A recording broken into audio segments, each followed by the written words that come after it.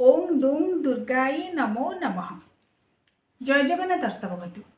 पवित्र नवरात्रि चली माँर शारदीय पार्वणर समस्त उल्लास भाव समस्त को मुखरित कर रखी। आपण मैंने घर मानक माँर नवरात्रि पूजा करुवे जो मैंने नवरात्रि पूजा करें आश्विन शुक्ल प्रतिपदार कलश बसाई ना से आश्विन शुक्ल पंचमी कि सप्तमी कि अष्टमी कि केवल नवमी दिन कलश बसाई माँर पूजा करेंगे मुझे गोटे भिड मध्यम कही।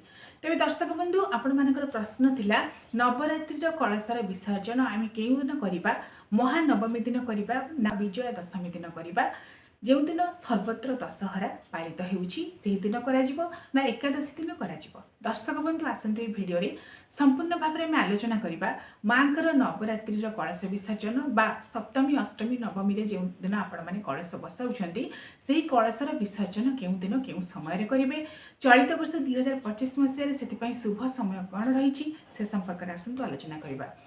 दर्शक बंधु माँकर नवरात्रि कलश साधारणतः आश्विन शुक्ल प्रतिपदा महालय अमावास्यार परदिन सकाळे ब्राह्म मुहूर्त बसी थाए एवं ए संपर्क में केउं समय आपण माने चलित वर्ष नवरात्रि कलश बसाइबे ता वीडियो मु अपलोड करथिली आपण माने मते देखिचंती बहुत भल पाइबा मते देइछंती।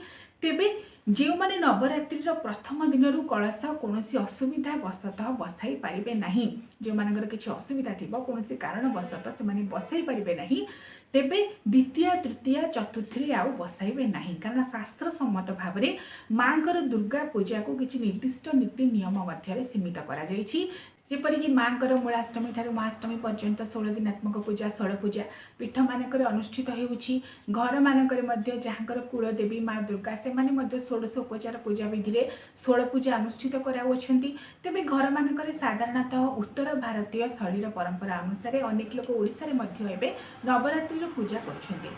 आश्विन शुक्ल प्रतिपदार ब्रह्म मुहूर्त निर्दिष्ट शुभ समय जहाँ मुझे कही से समय नवरात्रि कलश बसी थाए एवं महानवमी बा दुर्गा नवमी बोली आम जहाँ कही थाए आश्विन शुक्ल नवमी दिन यही दिन पर्यंत माँकर नवरात्रि पूजा करा जाए। नवरात्रि व्रतर परिसमाप्ति केउं दिन करबा आपण माने प्रश्न करथिले। दर्शक बंधु नवरात्रि व्रतर परिसमाप्ति महानवमी दिन शेष होता है मात्र जो घट विसर्जन बा कलश विसर्जन आपण माने करिवे दशमी बा विजया दशमी दिन बा दशहरा दिन। साधारणतः आपण माने उत्तर भारत पटे जदि देखिबे अनेक लोक सेपटे कौन करती ना महानवमी दिन संध्या समय माँकर घट को विसर्जन कर दियंती व्रतर परिसमाप्ति कर दियंती। मात्र साधारणतः जदि शास्त्र सम्मत भाव में आम देखा कलश विसर्जन करने दशमी तिथि रहिबा आवश्यक। केवल दशमी तिथि रहिले भी चलिबो नहीं, दशमी तिथि रहिबा सहित श्रवण नक्षत्र रहिथिबो ता सहित प्रदोष काल होइथिबो अर्थात अपराह्न समय होइथिबो। शास्त्र सम्मत भाव में दुर्गा पूजार विधि विधान में कहुଯାଇଛି जदि तीनोटी कथार संयोग थिबो दशमी तिथि थिबो श्रवण नक्षत्र थिबो प्रदोष काल होइथिबो ताहले ही कलश बा घट विसर्जन करबा पई ताहा उपयुक्त समय बा मुहूर्त। तेबे चलित वर्ष 2025 मसीह अक्टोबर 2 तारिख दिन सर्वत्र दशहरा पालित हो कहीं श्रीमंदिर ठारू आरंभ कर गृह मानक पीठ मानक पूजा मंडप मानक सर्वत्र यह दिन दशमी तिथि जेहेतु रात्र 7टा पर्यंत रोचे सकाळ सूर्योदय ठारू आरंभ कर संध्या रात्र 7टा पर्यंत तेणु सर्वत्र दशहरा पर्व पालित हो।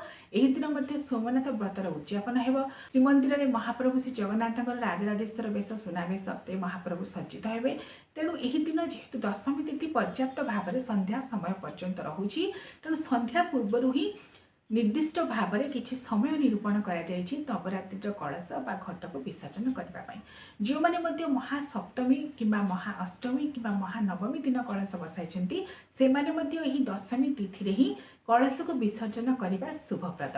तेबे एथिपाई दुईटी समय निरूपण कर गोटे हूँ सकाळ 6:15 रु 8:57 मध्य आपण मैंने चाहिए कलश बा घट को विसर्जन करें नवरात्रि व्रतर परिसमाप्ति करें। अमृत बेला जेहेतु यही समय मध्य रोचे आपण मैंने यही समय घट को विसर्जन करें। किंतु दर्शक बंधु ए गोटे असुविधा रोचे जेहेतु 9टा 12 सकाळ 9टा 12 पर ही श्रवणा नक्षत्र आरंभ होउछि अक्टोबर 2 तारिख दिन एवं 9टा 12 पूर्व उत्तर आषाढ़ नक्षत्र रोचे एवं उत्तर आषाढ़ नक्षत्र में कलश बा घट को विसर्जन करा जाए नहीं। दशमी तिथि रे श्रवणा नक्षत्र संयुक्त हेले ही कलश बा घट को विसर्जन करा जाए। तेणु सकाळ 9टा 12 पर जेहेतु श्रवणा नक्षत्र रोचे आउ गोटे समय मध्य निरूपण करा जाइछि से संपर्क में मध्य आपण माने जानि रखंतु। सकाळ 10टाରୁ 12टा 34 मध्य आपण मैंने चाहिए यही समय मध्य सकाळ 10टाରୁ 12टा 34 मध्य नवरात्रि कलश बा घट किंबा सप्तमी अष्टमी नवमी रे घर मानकर जदि कलश बसाई थे यही समय कलश बा घट को विसर्जन करें विधि विधान सहित। किपरि भाव में घट को विसर्जन करा जीवो कलश विसर्जन संपूर्ण विधि कौन मो चैनल अपलोड करिछि आपण माने सर्च करी ताकू देखि परिबे।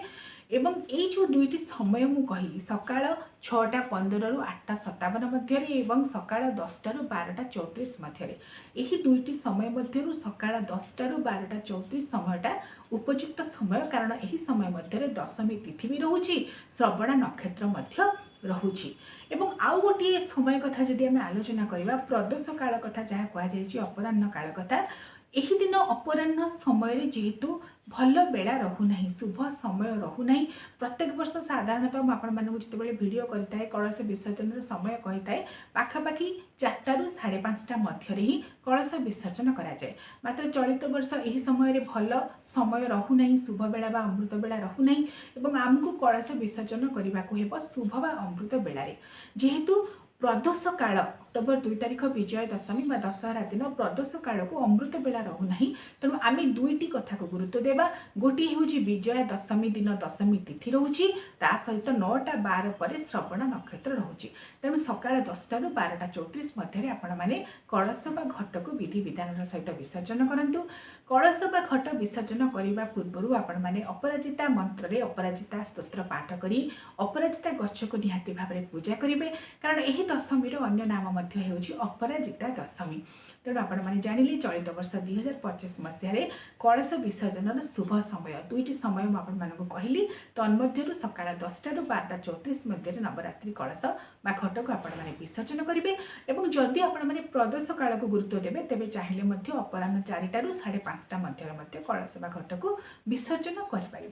पवित्र नवरात्रि चली मांकर महापूजा सप्तमी अष्टमी नवमी शुभ बेला आगक आसूची पवित्र शारदीय पार्वण अवसर में आपण मानक अनेक अनेक अभिनंदन। ओम दुम दुर्गाय नमः।